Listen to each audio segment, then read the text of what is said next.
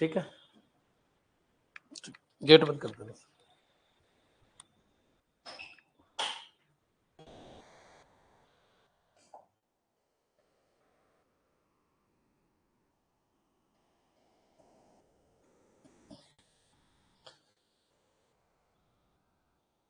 चालू हो गया क्या?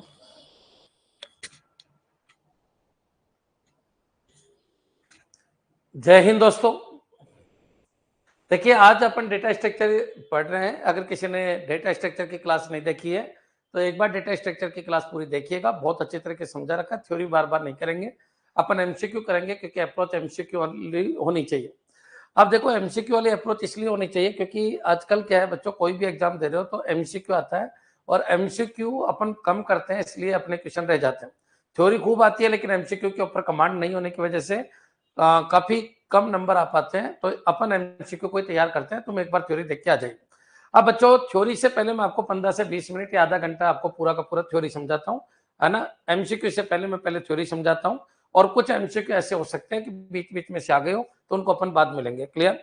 मान लीजिए 47 एमसीक्यू मैंने लगाए तो 47 में से 10-15 एमसीक्यू ऐसे हो सकते हैं जो इस टॉपिक से रिलेटेड नहीं हो, जो आज मैं आपको बता रहा हूँ।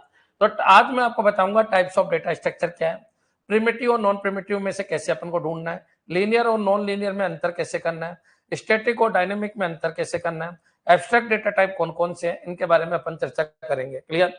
तो यहाँ से बच्चों याद रखिए, आपके कंप्यूटर टीचर में 15 क्वेश्चन आए थे डेटा स्ट्रक्चर के 15 क्वेश्चन थे। क्लियर? और ऐसा कोई एग्जाम नहीं है जिसमें डेटा स्ट्रक्चर मेन पार्ट है। डिजिटल के बाद डिजिटल नंबर 1 आती है, डिजिटल के बाद जो नंबर 2 पे आती है वो डेटा स्ट्रक्चर ही है। ये भी कहा जाता है यूपी के लिए तो इतना सा कहा जाता है कि 4 बुक अच्छी तरीके से कर जाइए, 4 बुक में से ही आपकी नौकरी लग जाती है, यूपी के लिए कहा जाता है। तो याद रखिए, ऐसे सभी के लिए ये मान के चलिए डेटा स्ट्रक्चर बहुत इंपॉर्टेंट टॉपिक है, बहुत इंपॉर्टेंट टॉपिक है, बहुत इंपॉर्टेंट टॉपिक है। एक बार इसकी पूरी थ्योरी पढ़ लीजिए आप। आपके 38 वीडियो मैंने कवर करा रखे हैं। कोई पॉइंट अगर छूट रहा है तो बीच बीच में थ्योरी भी चलती रहेगी। ऐसे मैं थ्योरी जरूर पढ़ाता हूँ। ऐसा नहीं कि मैं एमसीक्यू आज स्टार्ट कर रहा हूँ तो ये पूरा का पूरा चैप्टर आज मैं खत्म करूंगा, तो ऐसा नहीं है कि मैं केवल एमसीक्यू कराऊंगा, पूरी थ्योरी भी आपको समझाऊंगा। तो चलिए अपन स्टार्ट करते हैं। ये है डेटा स्ट्रक्चर एंड एल्गोरिथम। ये तो छोटू ने स्पेलिंग गलत कर दी, एल्गोरिथम है ना। चलो कोई बात नहीं, मानव त्रुटि हो जाती है ना। ठीक है, चलिए आगे बढ़ते हैं। अब क्वेश्चन है अपना types of data structure, primitive, non primitive, linear और नॉन लीनियर। तो डेटा स्ट्रक्चर क्या होता है? सबसे पहला कंसेप्ट तो यही है कि डेटा स्ट्रक्चर कहते हैं किसको है। क्लियर? तो डेटा स्ट्रक्चर का मतलब होता है डेटा का व्यवस्थित अरेंजमेंट, डेटा का व्यवस्थित अरेंजमेंट। बच्चों क्लियर? ताकि मेमोरी को सफिशिएंट यूज करे, ताकि जब डेटा की जरूरत पड़े तो उसको डायरेक्टली एक्सेस कर सके, जब डेटा की जरूरत पड़े तो इफिशिएंट मैनर में उसको एक्सेस किया जा सके, जब डेटा की जरूरत पड़े तो बच्चों आप एक वेल ऑर्गेनाइज तरीके से जो डेटा आपने सेट किया, वेल ऑर्गेनाइज मेथड होता है, इफिशिएंट मेथड होता है, मेमोरी का बेस्ट यूटिलाइजेशन होता है, टाइम की बहुत अच्छी बचत होती है डेटा को डालने पुट करने, इसलिए अपन को डेटा स्ट्रक्चर चाहिए। अब डेटा स्ट्रक्चर का मतलब होता है डेटा का अरेंजमेंट कैसा है, ये कहलाता है डेटा स्ट्रक्चर। अब डेटा स्ट्रक्चर का मतलब ये होता है क्योंकि मान लीजिए बहुत सारा डेटा है आपके पास, तो ये लीनियर तरीके से जमा हुआ है या फिर रैंडमली कहीं पर भी जमा हुआ है। बच्चों क्लियर? तो याद रखिएगा, डेटा का स्ट्रक्चर, डेटा का स्ट्रक्चर का मतलब मेमोरी में आपका जो डेटा है वो किस फॉर्मेट में जमा हुआ है। बच्चों क्लियर? अब क्वेश्चन ये उठता है कि सर ये चीज तो समझ आ गई कि डेटा की स्ट्रक्चर क्या है, तो डेटा की स्ट्रक्चर का मतलब मेमोरी का वेल यूटिलाइजेशन कैसा है। तो याद रखिए डेटा स्ट्रक्चर को, वर्ड सुनिए, डेटा स्ट्रक्चर। तो मेमोरी के अंदर अपन डेटा को पुट करते हैं, वो किस फॉर्मेट में करते हैं। अच्छा, मेमोरी को किस तरीके से वेल यूटिलाइज कर सके। अच्छा, मेमोरी को यूटिलाइज करने में समय की बचत कैसे कर सके। अच्छा, मेमोरी को वेस्टेज होने से कैसे बचाया जा सके। ये सब अपन को डेटा स्ट्रक्चर के अंदर पढ़ना होता है। बच्चों क्लियर? अब क्वेश्चन ये होता है कि डेटा को जमाने के बहुत सारे तरीके हैं। बच्चों क्लियर? अब डेटा को जमाने के तो बहुत सारे तरीके हैं, वही अपन को डेटा स्ट्रक्चर में पढ़ना होता है। जैसे ट्री फॉर्मेट में या ग्राफ फॉर्मेट में या स्टैक फॉर्मेट में या क्यू फॉर्मेट में या लिंक लिस्ट फॉर्मेट में या एरे फॉर्मेट में। बच्चों क्लियर? या मैप फॉर्मेट के अंदर या हैश टेबल के फॉर्मेट के अंदर, ऐसे बहुत सारी डेटा स्ट्रक्चर आती है कि किस रूप में जमाए। तो ये होता है सिचुएशन के अकॉर्डिंग, आपकी सिचुएशन कैसी है उसका अकॉर्डिंग अपन को डेटा स्ट्रक्चर तैयार करनी होती है। बच्चों क्लियर? याद रखिए, जैसी सिचुएशन है वैसी डेटा स्ट्रक्चर आपको यूज करनी होती है। ये पॉइंट भी आपके दिमाग में आ जाना चाहिए। अब क्वेश्चन ये है कि सर हर बार ही ट्री बनाए तो ऐसा पॉसिबल नहीं है, हर बार ही ग्राफ बनाए तो ये भी पॉसिबल नहीं है, हर बार ही स्टैक बनाए तो ये भी पॉसिबल नहीं है। जब जहां पर जैसी चीज की जरूरत है, बच्चों क्लियर, जैसे मान लीजिए मेरे को फॉर्म लेने जाना है, तो मेरे को क्यू में लगना होगा बच्चों, क्यू में लगना होगा। मेरे को अंडू ऑपरेशन करना है तो मेरे को स्टैक यूज करना होगा, क्योंकि लास्ट जो मैंने कॉपी की है वही तो पहले अंडू होगा ना। तो एक चीज आपके दिमाग में आ जाना चाहिए, हर जगह हर अलग अलग तरीके की डेटा स्ट्रक्चर यूज की जा रही है बच्चों, क्लियर। याद रखिए, रिकर्सन करना है तो अपन को स्टैक यूज करना है। अगर अपन को बीएफएस डीएफएस करना है तो बीएफएस के लिए क्यू यूज करना है, डीएफएस के लिए अपन को स्टैक यूज करना है। तो याद रखिए, हर चीज के लिए अलग अलग डेटा स्ट्रक्चर यूज आई। तो ये पॉइंट भी आपके क्लियर हो गया होगा कि क्या होती है डेटा स्ट्रक्चर, क्लियर। अब बच्चों क्वेश्चन ये उठता है कि सर बहुत अच्छी तरह समझ में आया कि डेटा स्ट्रक्चर होता है डेटा का अरेंजमेंट कहां पर, मेमोरी के अंदर। देखो बच्चों, लिख लिख के किताबें भर चुके हो तुम, कोई मतलब नहीं है, खोपड़ी चलनी चाहिए। जिस दिन ये खोपड़ी चल गई तुम्हारी नौकरी लग जाएगी तुरंत। तो डेटा स्ट्रक्चर, अच्छा मेमोरी के अंदर डेटा को डालना बच्चों, क्लियर। क्यों डालना भाई? ताकि व्यवस्थित हो सके, ताकि वो वेल अरेंज रहे बच्चों, क्लियर। ताकि वो ऑर्गेनाइज मैट्रिक के अंदर रहे, ताकि वो स्पीड बढ़ के आए, ताकि वो कॉस्ट कम लगे, ताकि मेमोरी जो स्पेस है वो वेस्टेज नहीं हो, ताकि स्पीड बनी रहे और वेल ऑर्गेनाइज मेथड हो बच्चों, क्लियर। इसलिए डेटा स्ट्रक्चर को यूज करते हैं। अब क्वेश्चन ये उठता है कि सर ये बताइए कि डेटा स्ट्रक्चर तो है, लेकिन कितने तरीके के डेटा स्ट्रक्चर है? तो बच्चों मेनली अपन डेटा स्ट्रक्चर को प्रिमिटिव नॉन प्रिमिटिव में बांट देते हैं। अब प्रिमिटिव और नॉन प्रिमिटिव का मतलब है डेटा दो तरीके का हो सकता है। एक तो वो जो बच्चों प्रिमिटिव है, मतलब जो कंपाइलर के अंदर पहले से डिफाइन है, जैसे integer, character, float, double, void, ये क्या है? प्रिमिटिव डेटा स्ट्रक्चर है बच्चों, क्लियर। तो प्रिमिटिव वो होती है जो किसी से मिलकर नहीं बनती, उनका खुद का एग्जिस्टेंस होता है बच्चों, क्लियर। जैसे मेरे जीवन की अगर मैं बात करूं तो बच्चों एक बार बताइए, प्रिमिटिव की अगर मैं बात करूं तो पानी प्रिमिटिव है, वो किसी से मिलकर नहीं बना। लेकिन चाय है ना बच्चों, वो प्रिमिटिव नहीं है, नॉन प्रिमिटिव, वो मिलकर बना है। तो एरे बच्चों, एरे डायरेक्टली डिफाइन नहीं है, एरे मिलकर बना है, स्ट्रिंग मिलकर बनी है बच्चों, क्लियर। तो एरे है, स्ट्रिंग है, ग्राफ है, ट्री है, ये सब किसी न किसी से मिलकर बने बच्चों, क्लियर। तो ये याद रखना, प्रिमिटिव और नॉन प्रिमिटिव। प्रिमिटिव क्या होते हैं? तो जैसे इंटीजर है, कैरेक्टर है, फ्लोट है बच्चों, क्लियर, पॉइंटर है, बूल है। तो ये सब क्या है बच्चों? प्रिमिटिव डेटा स्ट्रक्चर है। नॉन प्रिमिटिव में क्या होगा? तो नॉन प्रिमिटिव जो इनसे मिलकर बना है। अब नॉन प्रिमिटिव जब इनसे मिलकर बना है, याद रखिए, कोई पूछे एरे क्या है, अरे भाई एरे कोई एक तो नहीं है। देखो याद रखना, अगर डेटा स्ट्रक्चर की बात करूं मैं, तो मैंने पहला बांटा किसमें? प्रिमिटिव एंड नॉन प्रिमिटिव बच्चों, क्लियर। तो डेटा स्ट्रक्चर को मैंने जो पहले बांटा वो क्या है? प्रिमिटिव और नॉन प्रिमिटिव बच्चों, क्लियर। तो प्रिमिटिव प्रिमिटिव डेटा स्ट्रक्चर बच्चों, क्लियर, और non primitive data structure, non primitive data structure बच्चों, क्लियर। तो आपके दिमाग में यह आ जाना चाहिए, जैसे मैंने लिखा इंटीजर है ये, तो ए के अंदर क्या डाला? 5। ये सिंगल है, ये डिफाइन है, ये कंपाइलर के अंदर डिफाइन है, मशीन ओरिएंटेड है, ये मशीन के अंदर ही पहले से डिफाइन है, जो सॉफ्टवेयर डेवलप किया गया उसी के अंदर डिफाइन है। ये कंपाइलर ओरिएंटेड है, ये मशीन ओरिएंटेड है, कौन है बच्चों? प्रिमिटिव, यानी प्राथमिक तरीके की डेटा स्ट्रक्चर बच्चों, क्लियर। तो ये प्रिमिटिव है। लेकिन अगर कोई ये बात करे कि सर कौन से, जैसे अपन बोलते हैं इंटीजर डेटा टाइप है, कैरेक्टर डेटा टाइप है, फ्लोट डेटा टाइप है, अलग अलग लैंग्वेज में अलग अलग है, डबल डेटा टाइप है बच्चों, क्लियर, डबल डेटा टाइप है, बूल डेटा टाइप है, पॉइंटर डेटा टाइप है, पॉइंटर डेटा टाइप है, ये सब क्या है? तो ये सब क्या है बच्चों? प्रिमिटिव है बच्चों, क्लियर। नेक्स्ट चलिए, अगर मैं बात करूं, एक क्वेश्चन आया था आपके कंप्यूटर टीचर के अंदर आया था कि जावा में कितने तरीके के प्रिमिटिव डेटा टाइप होते हैं? तो 8 तरीके के प्रिमिटिव डेटा टाइप होते हैं। किसके अंदर? जावा के अंदर। तो जावा के अंदर 8 तरीके के प्रिमिटिव डेटा टाइप होते हैं। जावा फिक्स है के अंदर 8 तरीके के डेटा के अंदर 8 तरीके के प्रिमिटिव डेटा टाइप होते हैं, तरीके के प्रिमिटिव डेटा टाइप होते हैं बच्चों, क्लियर। प्रिमिटिव डेटा टाइप होते हैं, डेटा टाइप होते हैं बच्चों, क्लियर। तो ये पॉइंट आपको ध्यान रखना है, डेटा टाइप होते हैं, मतलब जावा 8 तरीके के प्रिमिटिव डेटा को सपोर्ट करती है। तो जावा का जो कंपाइलर है उसके अंदर पहले से ही डिफाइन है, टाइप होते हैं बच्चों, क्लियर। चलिए आगे बढ़ते हैं बच्चों। नॉन प्रिमिटिव के अंदर क्या होता है? जो प्रिमिटिव से मिलकर बनता है उनको क्या कहते हैं? Non primitive. जैसे अगर अपन बात करें तो नॉन प्रिमिटिव भी 2 तरीके का है। एक तो क्या है बच्चों? लीनियर डेटा स्ट्रक्चर, और एक क्या है? Non linear data structure, non linear data structure बच्चों, क्लियर। अब लीनियर डेटा स्ट्रक्चर है तो ये क्या है? तो ये लाइन के अंदर है, लाइन से पता चला लीनियर। तो इसका मतलब इसका एक तो बच्चों प्रिसेंडिंग है और एक क्या है? इसका सक्सेसर है। प्रत्येक नोड का एक तो क्या होगा बच्चों? प्रिसेंडिंग, और एक क्या है? सक्सेसर।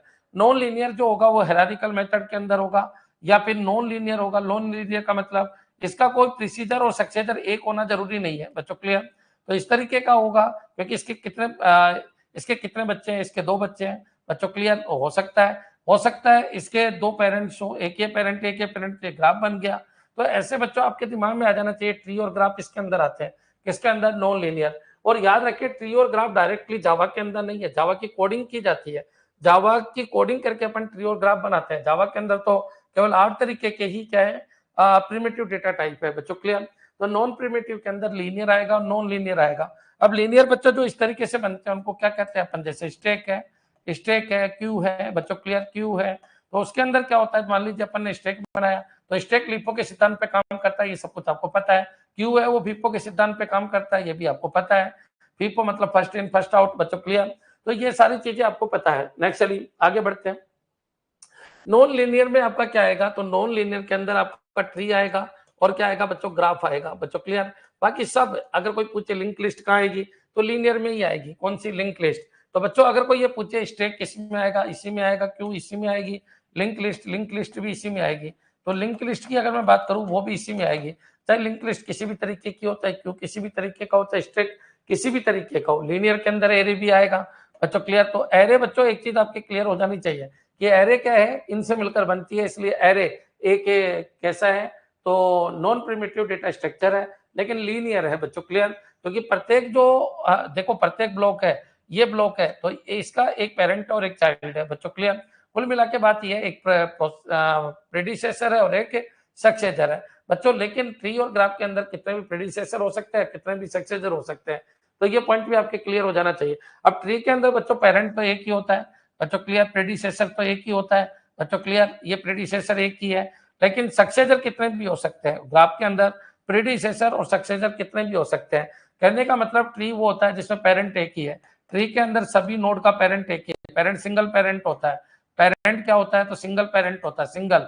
ट्री के अंदर सिंगल पेरेंट होता है, पेरेंट सिंगल होता है, पेरेंट सिंगल होता है, चाइल्ड कितने भी हो सकते हैं। और ग्राफ के अंदर बच्चों पेरेंट मल्टीपल हो सकते हैं, तो ये क्या चीज है, तो बच्चों एक तरीके से देखा जाए तो ये क्या है, तो ये ग्राफ हो गया एक तरीके से बच्चों, क्लियर।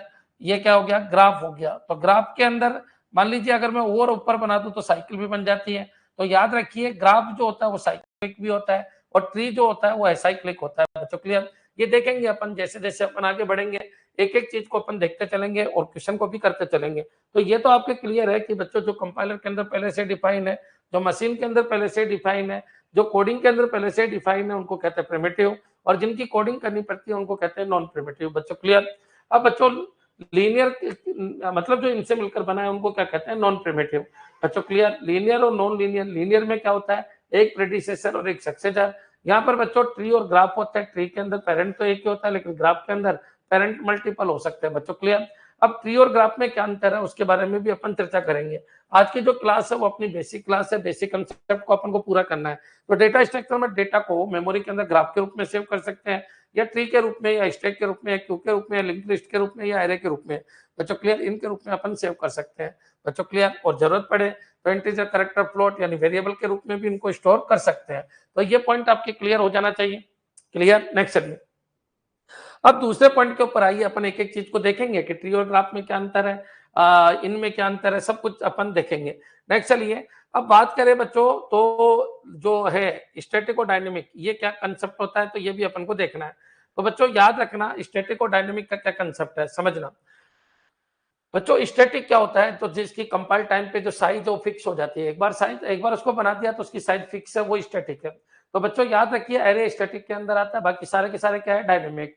ट्री भी डायनेमिक है, ग्राफ भी डायनेमिक है। खैर ये डायग्राम में थोड़ा सा दिक्कत है तो मैं इसको अलग से लिख देता हूँ, तो समझना। डेटा स्ट्रक्चर को फिर मैं दो तरीके से बांटता हूँ बच्चों, क्लियर। तो डेटा स्ट्रक्चर को जब मैं दो तरीके से बांटता हूँ तो समझना बच्चों, डेटा स्ट्रक्चर को फिर मैं दो तरीके से बांटता हूँ बच्चों, क्लियर। डेटा स्ट्रक्चर को एक स्टैटिक डेटा स्ट्रक्चर और एक डायनेमिक डेटा स्ट्रक्चर। तो स्टैटिक डेटा स्ट्रक्चर और dynamic data structure, dynamic data structure बच्चों, क्लियर। चलिए स्टैटिक के अंदर कौन से आएंगे, जो जिनकी साइज पहले से फिक्स है। तो देखिए प्रिमिटिव इसके अंदर आएगा, क्योंकि प्रिमिटिव की सबकी साइज फिक्स है। प्रिमिटिव में जैसे इंटीजर लिखा तो किसी भी लैंग्वेज में इंटीजर फिक्स कर रखा है पहले से ही बच्चों, क्लियर। फ्लोट फिक्स कर रखा है, डबल फिक्स कर रखा है। तो जितने भी प्रिमिटिव है वो सब इसके अंदर आएंगे, प्रिमिटिव बच्चों, क्लियर। प्रिमिटिव इसके अंदर आएंगे। अब बच्चों प्रिमिटिव के अलावा स्टैटिक के अंदर क्या होता है, एरे। एरे जो होता है ना बच्चों, उसकी भी साइज फिक्स है कंपाइल टाइम पे बच्चों, क्लियर। एक बार अगर आपने एरे डिक्लेयर कर दिया तो उसकी साइज को आप चेंज नहीं कर सकते बच्चों, क्लियर। लेकिन याद रखिए जिसकी साइज कंपाइल टाइम पे फिक्स नहीं है, जैसे साइज बढ़ती रहती है, जैसे जैसे नोड डेवलप होते हैं वैसे वैसे साइज बढ़ती है। तो बच्चों एरे को छोड़कर बाकी सारा का सारा नॉन प्रिमिटिव बच्चों, क्लियर। तो एरे को छोड़ दीजिए, एरे को छोड़ दीजिए। बाकी डायनेमिक में आपकी स्टैक भी आ जाएगा, क्योंकि स्टैक की साइज भी बढ़ती रहती है, क्योंकि स्टैक डिपेंड करता है किससे बना रहे हो आप बच्चों। क्लियर? तो स्टैक अगर एरे से बना रहे हो तो फिर तो साइज फिक्स है, लेकिन अगर स्टैक लिंक लिस्ट से बना रहे हो तो फिर कोई दिक्कत नहीं है। तो स्टैक बच्चों डिपेंड करता है किससे बना रहे हो। अच्छा, क्यू जो है ना बच्चों, वो भी डिपेंड करता है किससे बना रहे हो आप। तो स्टैक और क्यू है ना, तो ये बच्चों ये डिपेंडेंट है, ये डायनेमिक भी हो सकते हैं और स्टैटिक भी हो सकते हैं। स्टैक और क्यू बच्चों स्टैटिक भी हो सकते हैं और डायनेमिक भी हो सकते हैं बच्चों। क्लियर? अब कॉमन सी बात है, स्टैटिक तो कब होगा जब इनको इंप्लीमेंट करवाए एरे से, और डायनेमिक कब होगा जब इनको इंप्लीमेंट कराए लिंक के लिस्ट से बच्चों। क्लियर? तो ये पॉइंट भी आपके क्लियर हो जाना चाहिए। अब क्वेश्चन ये उठता है सर इसके अलावा, तो लिंक लिस्ट है वो हमेशा क्या होता है, तो लिंक लिस्ट जो होगा बच्चों वो हमेशा क्या होगा बच्चों, डायनेमिक। इसके अलावा लिंक लिस्ट के अलावा बच्चों ट्री जो होगा वो डायनेमिक, ट्री की साइज बढ़ती रहती है, ग्राफ की साइज भी बढ़ती रहती है बच्चों। क्लियर? ये प्योर तरीके से क्या है बच्चों, डायनेमिक है बच्चों। क्लियर? तो ये पॉइंट भी आपके क्लियर हो गया होगा। स्टैक और क्यू अपन दोनों तरीके से इंप्लीमेंट कर सकते हैं, एरे के हिसाब से भी और लिंक लिस्ट के हिसाब से भी, लेकिन प्योर जिसकी गारंटी है कि स्टैटिक ही होगा वो क्या है, एरे है। तो बच्चों एक बार आप कमेंट कर दो कि हाँ सर ये भी बिल्कुल क्लियर है। हमारे बिल्कुल क्लियर समझ में आ रहा है, हमको कोई दिक्कत नहीं है, पूरी कोशिश करेंगे हम समझने की। क्लियर? तो ये चीज भी आपके समझ में आ गया होगा।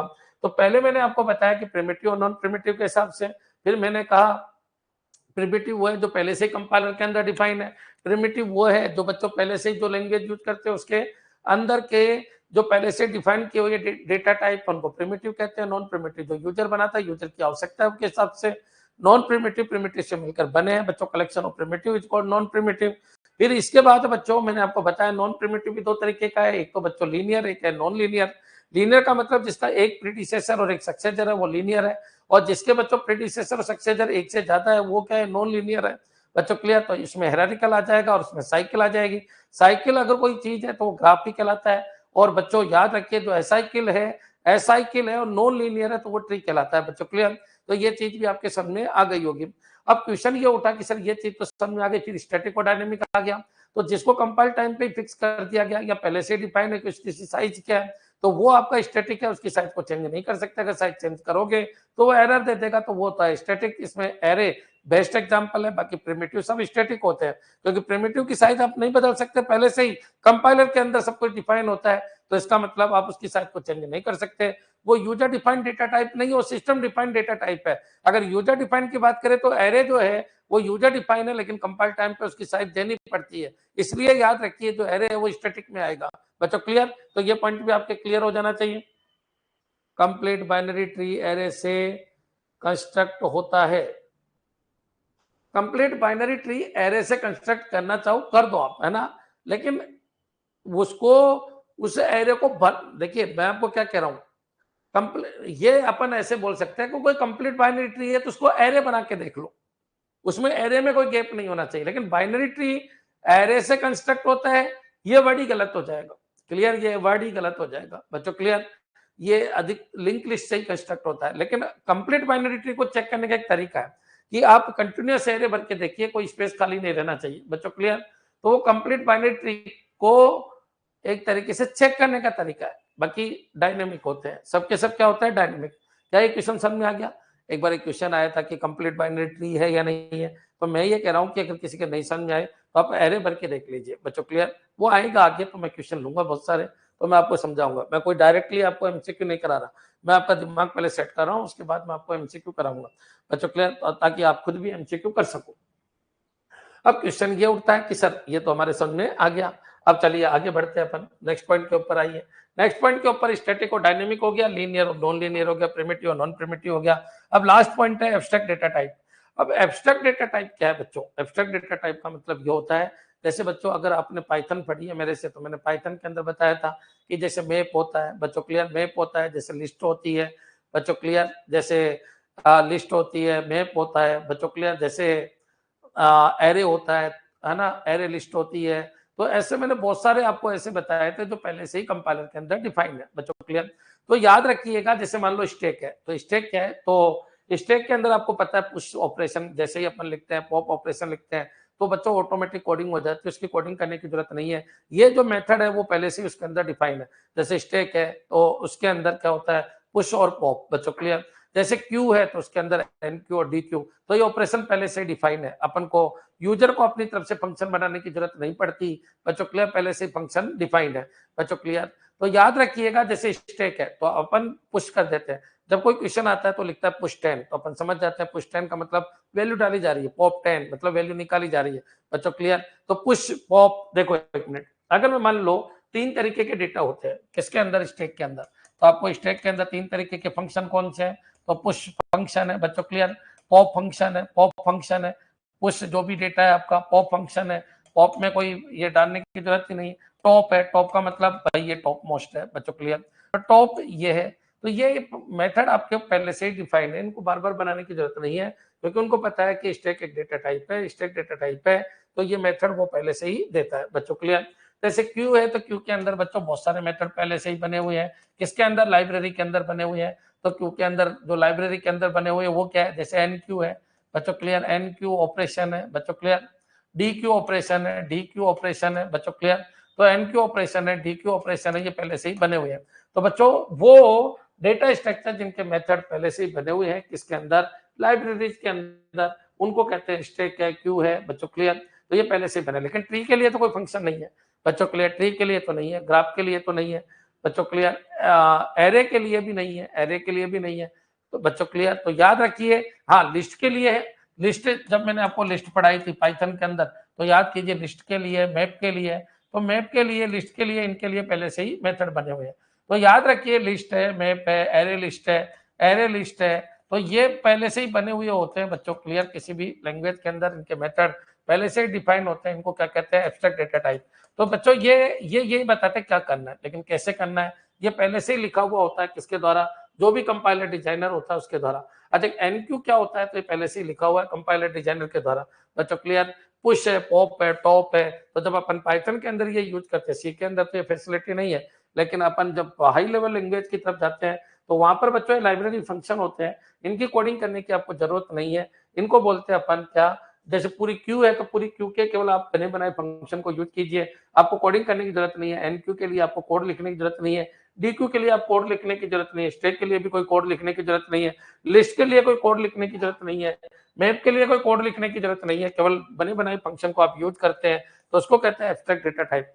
तो एब्स्ट्रैक्ट डेटा टाइप का मतलब क्या होता है, एब्स्ट्रैक्ट डेटा टाइप का मतलब यह है कि यूजर को बने बनाए मेथड को यूज करना होता है, और उसको स्टैक के अंदर जितने भी मेथड हो सकते हैं उन सबको बना दिया गया, केवल उनको पुट करना होता है। वो कैसे काम करते हैं ये पता नहीं है किसको, प्रोग्रामर को, बस उसको ये पता है कि पुश क्या करता है, पॉप क्या करता है बच्चों, क्लियर। अब क्या पुश यूज करना है, पॉप यूज करना है, बस इतना, उसको कोडिंग से कोई लेना देना नहीं है बच्चों, क्लियर। इसको कहते हैं एब्स्ट्रैक्ट डेटा टाइप।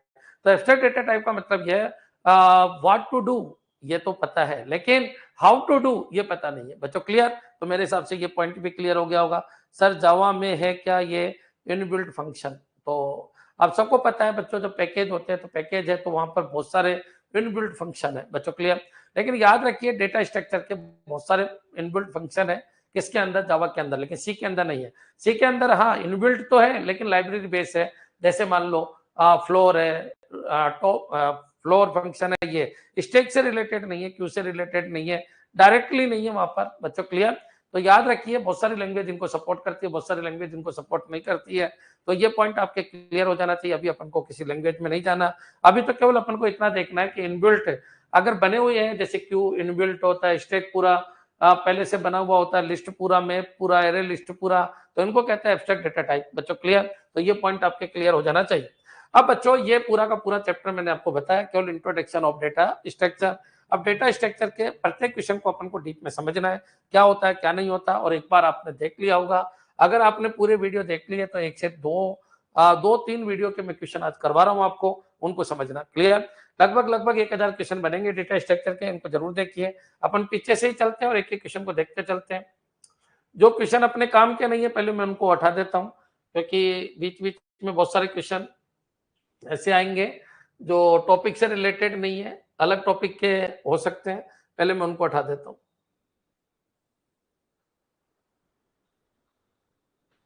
हाँ जी,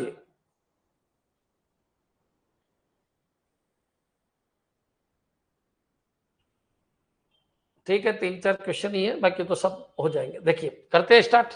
हाँ जी, अलर्ट रहना। पहला क्वेश्चन पढ़िए, फर्स्ट से स्टार्ट कर देते हैं।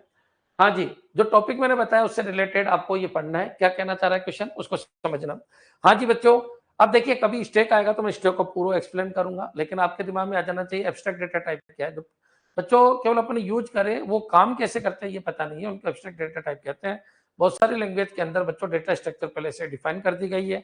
बच्चों क्लियर, कुछ डेटा स्ट्रक्चर जैसे स्टैक है, क्यू है, ये पहले से ही डिफाइन है। बच्चों क्लियर, चलिए आगे बढ़ते हैं। तो विच of the following best defined data structure, इनमें से डेटा स्ट्रक्चर की सही डेफिनेशन क्या है? तो एक collection of data values without any relationship, ये बिल्कुल गलत है। डेटा वैल्यूज के बीच में रिलेशनशिप होती है, तो ये वर्ड की वजह से गलत हुआ। बच्चों क्लियर, एक वैल्यू दूसरे की, तो पेरेंट होगी या चाइल्ड होगी या प्रीसेसर होगा या सक्सेसर होगा। बच्चों क्लियर, तो कुछ ना कुछ तो होगा, रिलेशनशिप तो होगी, उससे आगे वाला डेटा, उससे पीछे वाला डेटा, उसका पापा या उसका बेटा, तो रिलेशनशिप तो होती है। ये फीचर ऑफ ऑपरेटिंग सिस्टम, ये तो बिल्कुल ही गलत है। डेटा स्ट्रक्चर ऑपरेटिंग सिस्टम से कोई लेना देना नहीं है। A method of writing algorithm to solve problem, तो बच्चों ये तो बिल्कुल ही गलत है। Writing algorithm to solve problem, बच्चों क्लियर, तो ये भी बिल्कुल गलत है। तो systematic way of storing and organising data for efficient use, तो बच्चों आपका जो फर्स्ट आंसर है वो बिल्कुल सही है। तो ये क्वेश्चन कई बार आ चुका है कि डेटा स्ट्रक्चर क्या होती है। क्लियर, नेक्स्ट चलिएगा, आगे बढ़ते हैं अपन। इस क्वेश्चन को देखिए क्या कहना चाह रहा है question. Which of the following is A correct difference between linear और नॉन लीनियर डेटा स्ट्रक्चर। तो लीनियर में क्या होता है बच्चों, एक प्रेडिसेसर होता है, एक सक्सेसर होता है। नॉन लीनियर में बच्चों, नॉन लीनियर में पेरेंट चाइल्ड कंसेप्ट चलता है। पेरेंट चाइल्ड का मतलब बहुत सारे पेरेंट, बहुत सारे चाइल्ड हो सकते हैं, सिचुएशन ओरिएंटेड है। तो in linear data structure elements are arrange sequentially, in non linear data structure elements are arrange hierarchically, तो ये बिल्कुल सही है। बच्चों क्लियर, इसमें कोई दिक्कत नहीं। एरारिकल का मतलब होता है कि प्रेडिसेसर और सक्सेसर के हिसाब से नहीं, एक के दो दो तीन तीन बच्चे भी हो सकते हैं, एक का एक बच्चा होना जरूरी नहीं है। बच्चों क्लियर, नेक्स्ट चलिएगा। In linear data structure memory can not be allocate, ये तो बिल्कुल गलत है। लीनियर में भी अलोकेट हो सकता है, नॉन लीनियर में भी हो सकता है। बच्चों क्लियर, तो in linear data structure memory can not be allocate, in non linear data structure memory can not be allocate. बच्चों क्लियर, तो ये तो बिल्कुल ही गलत है। Next, linear linear linear data structure is always faster than non linear data structure, ये भी बिल्कुल गलत है, क्योंकि अपन नहीं कह सकते लीनियर फास्ट है या नॉन लीनियर फास्ट है। बच्चों ये डिपेंड करता है सिचुएशन के ऊपर कि किस तरीके से आपको डेटा को अरेंज करना है, कौन से तरीके का आपका डेटा है। कई बार तो ट्री फास्ट हो जाता है क्योंकि उसमें बाइनरी सर्च लग जाता है, और कई बार एरे फास्ट हो जाता है क्योंकि हो सकता है कि शुरू का ही डेटा ढूंढना हो। तो ये डिपेंड करता है बच्चों, सिचुएशन ओरिएंटेड है, ये नहीं कह सकता कि कौन सा फास्ट है, लीनियर फास्ट है या नॉन लीनियर फास्ट है। Non linear data structure can not be used in real application, बिल्कुल गलत है। नॉन लीनियर में बच्चों ट्री और ग्राफ यूज आ रहे हैं, अच्छी तरीके से यूज आ रहे हैं। ट्री और ग्राफ नॉन लीनियर के अंदर आते हैं और बहुत यूज आ रहे हैं बच्चों, सबको पता है ट्री और ग्राफ बहुत कुछ यूज आ रहा है। बच्चों क्लियर, तो आपका आंसर क्या हो जाएगा, ए। बच्चों क्लियर, तो इसका आंसर क्या हो जाएगा, ए। नेक्स्ट चलिए आगे बढ़ते हैं अपन, इसको देखिएगा। विच of the following best describe an abstract data type. तो एब्स्ट्रैक्ट डेटा टाइप क्या होता है बच्चों, जिसमें मेथड तो होते हैं और मेथड के कोडिंग अपन को करने की जरूरत नहीं पड़ती, अपन को केवल मेथड को यूज करना होता है। अपन को ये तो पता है मेथड क्या करता है, लेकिन कैसे करता है ये पता नहीं है। बच्चों clear, how the data structure work ये पता नहीं है, what the data structure work ये अपन को पता है। बच्चों क्लियर, तो ये पॉइंट आपके क्लियर हो जाना चाहिए। डेटा पर परिभाषित नहीं, ए mathematical model with collection of operation define on data. तो एक मैथमेटिकल मॉडल है ये, मॉडल कुछ नहीं है। बच्चों क्लियर, नेक्स्ट, और कोई मैथमेटिकल मॉडल नहीं है। एब्स्ट्रैक्ट डेटा टाइप है, नॉट मॉडल। बच्चों क्लियर, कोई मैथमेटिकल मॉडल भी नहीं है। ये type of compiler used in programming language, ये भी बिल्कुल गलत है। एब्स्ट्रैक्ट डेटा टाइप कोई कंपाइलर भी नहीं है। A method of arranging data physically in memory. बच्चों clear, a hardware component used to store abstract value, तो हार्डवेयर कंपोनेंट भी नहीं है। बच्चों clear, a method of arranging data physically in memory, तो बच्चों physically in memory, A method of arranging data physically in memory, memory में data को भौतिक रूप से व्यवस्थित करने की एक विधि है। एब्स्ट्रैक्ट डेटा टाइप कोई विधि नहीं है। बच्चों क्लियर, जैसे ट्री ग्राफ वो भी नहीं है। अब सारे ही गलत है, तो इसका सही आंसर क्या होगा, ये mathematical model with a collection of operation define on data. बच्चों क्लियर, डिफाइन ऑन डेटा, तो बेस्ट ही सही है बच्चों कि डेटा पर परिभाषित ऑपरेशनों का एक गणितीय मॉडल है। बच्चों क्लियर, और तो सब कुछ खत्म है बच्चों। तो इसका बेस्ट आंसर यही होगा कि डेटा के ऊपर डिफाइन होने वाले ऑपरेशन है का कलेक्शन है। तो ये mathematical model with collection of operation define on data, तो बेस्ट आंसर यही है। बाकी इसको ये बोलना चाहिए था कि ये डेटा स्ट्रक्चर का कलेक्शन है। बच्चों clear, mathematical model with a collection of operation define on data. सही डेफिनेशन क्या बनती है, एब्स्ट्रैक्ट डेटा टाइप क्या होते हैं, तो डेटा टाइप ही बताओ आप, एब्स्ट्रैक्ट डेटा टाइप लेकिन इनमें से बेस्ट आंसर देना होता है तो ए देना है।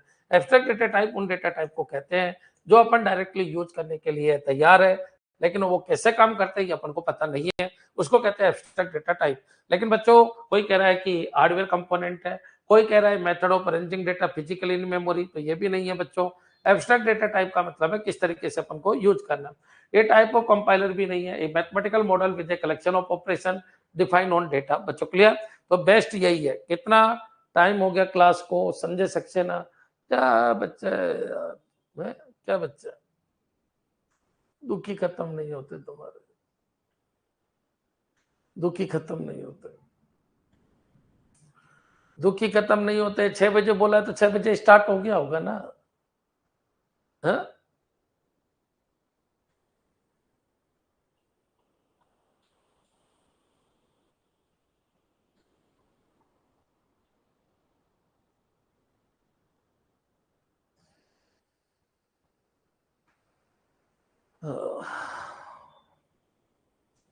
दुखी खत्म नहीं होते तुम्हारे, क्या हो गया?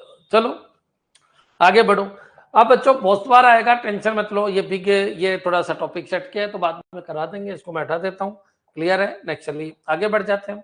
पढ़िए, विच of the following is not a characteristic of A data structure. Data structure की कैरेक्टरिस्टिक कौन सी नहीं? तो डेटा स्ट्रक्चर यूज इसलिए करते हैं ताकि मेमोरी को इफिशियंट यूज करे। तो इफिशियंट डेटा ऑर्गेनाइजेशन सही है, मेमोरी यूटिलाइजेशन बिल्कुल सही है, रिलेशनशिप रिप्रेजेंटेशन ये भी बिल्कुल सही है, कोड कंपाइलेशन ये बिल्कुल गलत है। बच्चों क्लियर? तो याद रखिए, डेटा के बीच में रिलेशनशिप के लिए, डेटा को व्यवस्थित रूप से ऑर्गेनाइज करने के लिए, डेटा को बच्चों कम टाइम के अंदर व्यवस्थित करने के लिए और कम स्पेस के अंदर भरने के लिए ये जरूरी है। तो डेटा को ऑर्गेनाइज करने के लिए, मेमोरी को यूटिलाइज करने के लिए, रिलेशनशिप रिप्रेजेंटेशन के लिए डेटा स्ट्रक्चर की जरूरत है। बच्चों क्लियर? अब बच्चों क्वेश्चन लास्ट है, कोड कंपाइलेशन। इसके लिए डेटा स्ट्रक्चर की, कोई डेटा स्ट्रक्चर की कैरेक्टरिस्टिक ये नहीं है, ये गुण नहीं है डेटा स्ट्रक्चर का। डेटा स्ट्रक्चर के यही गुण है, विच of the following not a characteristic of data structure. बच्चों क्लियर? तो मेरे हिसाब से पॉइंट भी आपके क्लियर हो गया होगा। नेक्स्ट चलिए, which one is a linear data structure. तो लीनियर में ये तो नहीं है, क्योंकि इसमें तो कई बच्चे हो सकते हैं। एक एक नोड के कितने भी बच्चे हो सकते हैं, पापा नहीं हो सकता, बच्चे कितने भी हो सकते हैं। लीनियर तो वो होगा जिसमें बच्चों एक से एक ही रिलेटेड होगा, चाहे प्रीडिसेसर हो चाहे सक्सेसर हो। ग्राफ में भी ऐसा नहीं है, ग्राफ में बच्चों ऐसा बन सकता है, ये ग्राफ हो गया। बच्चों क्लियर? तो कॉमन सी बात है, ग्राफ के अंदर साइकिल है और एक के दो दो से रिलेशन है, जबकि एक का एक से रिलेशन होना चाहिए। बच्चों क्लियर? क्यू क्यू हो सकती है। बच्चों क्लियर? क्यू जो है हो सकती क्या है? लीनियर ही है क्यू। बच्चों क्लियर? याद रखिए ये इससे ही रिलेटेड है और ऊपर वाले से रिलेटेड है। बच्चों क्लियर? और हैश टेबल में भी बच्चों ये लीनियर नहीं है, नॉन लीनियर के अंदर आता है, क्योंकि एक एक पॉइंटर के ऊपर बहुत सारे एलिमेंट रह सकते हैं। इसके ऊपर एक नहीं होगा, बहुत सारे रह सकते हैं। इसके ऊपर भी एक नहीं, बहुत सारे हो सकते हैं। तो हैश टेबल भी किस में आती है? नॉन लीनियर में आती है। बच्चों क्लियर? आपसे पूछा क्या है? उसने पूछा लीनियर, तो ये लीनियर है बच्चों। इसका मतलब हैश टेबल आपकी क्या है? नॉन लीनियर है, क्योंकि हैश एक देखिए हैश टेबल कैसे काम करती है। तो हैश फंक्शन होता है, हैश फंक्शन जो वैल्यू देता है, आपको मैंने किसके अंदर पढ़ाया था? डेटाबेस के अंदर पढ़ाया था। तो डेटाबेस के अंदर मैंने पढ़ाया था, मान लीजिए एक है, एक एक्स फंक्शन बनाता हूं, एक्स मोड 5। बच्चों क्लियर? X mode 5। बच्चों क्लियर?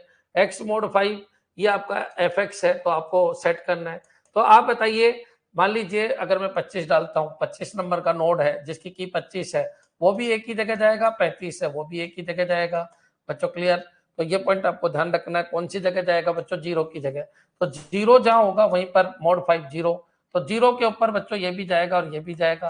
तो एक ही जगह आपके बहुत सारे जा रहे होते हैं। तो एक ही जगह जब बहुत सारे जा रहे होते हैं तो आप या तो ऐसे जमा दो या ऐसे लिंक कर दो, तो ये क्या हो जाता है? नॉन लीनियर हो जाता है। बच्चों क्लियर? एक से एक का ही रिलेशन हो बच्चों क्लियर, तो लीनियर है ना, तो वो क्या है? नॉन लीनियर है। तो हैश टेबल भी आपकी क्या है बच्चों? नॉन लीनियर है। तो ये पॉइंट भी आपकी क्लियर हो गया होगा। ये क्या है? ग्राफ क्या है? तो ग्राफ का क्या है? नॉन लीनियर है, नॉन लीनियर है। बच्चों क्लियर? और आपका ट्री भी क्या है? तो ये भी नॉन लीनियर है। क्लियर? बार बार नहीं लिखूंगा, टाइम वेस्ट होता है। अब तो आपके क्लियर हो ही गया होगा क्या होता है क्या नहीं होता। बच्चों clear? C linear, remaining all non linear. Very good. Next चलिए आगे बढ़ते हैं, which is non linear data structure. अब बच्चों आज जो मैं पढ़ा रहा हूं उसमें से 2 से 3 क्वेश्चन फिक्स है, याद कर लेना, क्योंकि बेसिक क्वेश्चन आते हैं आपके। क्लियर? तो बच्चों कौन सा एक गैर रेखीय डेटा स्ट्रक्चर है? स्टैक क्या है? एक लीनियर है। बच्चों क्लियर? एल लगा दूं। लिंक लिस्ट क्या है बच्चों? लीनियर है, क्योंकि एक नोड से आगे एक नोड ही आएगा। एरे भी लीनियर है, और ये क्या है बच्चों? नॉन लीनियर है। बच्चों क्लियर? तो ये आपका आंसर हो जाएगा कौन सा? डी। क्लियर? नेक्स्ट चलिए आगे बढ़ते हैं अपन, तो कौन सा नॉन लीनियर डेटा स्ट्रक्चर है, यहां तक भी समझ में आ गया। एडीटी की मुख्य विशेषता क्या बच्चों, it specify what operation are to be perform but not how. तो ये बिल्कुल सही है, ये बताता है कि क्या ऑपरेशन करना है। जैसे पुश करना है तो पुश का मतलब भाई वैल्यू डाल दो, पॉप का मतलब वैल्यू निकाल लो, किसमें से, स्टैक में से, और स्टैक के अंदर वैल्यू डालना और वैल्यू निकालना। तो ये बता रहा है क्या करना है, लेकिन कैसे करना है इसके बारे में कोई चर्चा नहीं करता। इसका मतलब ये पहले से ही डिफाइन होता है बहुत सारी लैंग्वेज के अंदर, कौन सा स्टैक है, क्यों है बच्चों, क्लियर, ये पहले से डिफाइन है। इनको कहते हैं abstract data type. It define physical storage of data, बिल्कुल गलत है। It is implemented only in hardware, बिल्कुल गलत है। इट ऑटोमेटिकली कंपाइल्स डेटा, बिल्कुल गलत है बच्चों, क्लियर। तो याद रखिएगा मेन फीचर ऑफ एडीटी क्या है, तो एब्स्ट्रैक्ट डेटा टाइप का it specify what operation are to be perform but not how, बच्चों क्लियर। नेक्स्ट बच्चों, space complexity of an algorithm depends on. अभी मैंने कॉम्प्लेक्सिटी नहीं पढ़ाई, लेकिन आ गया तो कोई बात नहीं। आप सबको पता है स्पेस कॉम्प्लेक्सिटी क्या होता है, तो मैंने आपको पढ़ाया था कि मान लीजिए अपन डिवाइड एंड कॉन्कर मेथड आपने पढ़ा था, तो डिवाइड एंड कॉन्कर में क्या होता है, एरे टूटता जाता है, टूटता जाता है, टूटता जाता है, एरे टूटता जाता है बच्चों, क्लियर। तो एरे जब बहुत बार टूटता है तो नए नए एरे बनते हैं, तो बच्चों वहां पर स्पेस कॉम्प्लेक्सिटी बढ़ जाती है। लेकिन एक ही एरे के अंदर सारा काम हो रहा होता है तो स्पेस कॉम्प्लेक्सिटी बनी रहती है बच्चों, क्लियर। लेकिन जैसे बबल शॉट है, तो बबल शॉट एक ही एरे में काम करता है। मर्ज बबल शॉट है, क्विक शॉट है बच्चों, क्लियर, ये एक ही एरे के अंदर काम करते हैं बच्चों, क्लियर। लेकिन बच्चों मर्ज शॉट है वो एक एरे में काम नहीं करता, वो मल्टीपल एरे के अंदर काम करता है। एरे टूटते जाते हैं, एरे बनते जाते हैं, नए नए एरे बनते हैं, तो स्पेस कॉम्प्लेक्सिटी बढ़ जाती है बच्चों, क्लियर। तो यही पॉइंट आपको ध्यान रखना है। तो space complexity of an algorithm depends on, तो fixed part and variable part बच्चों, क्लियर।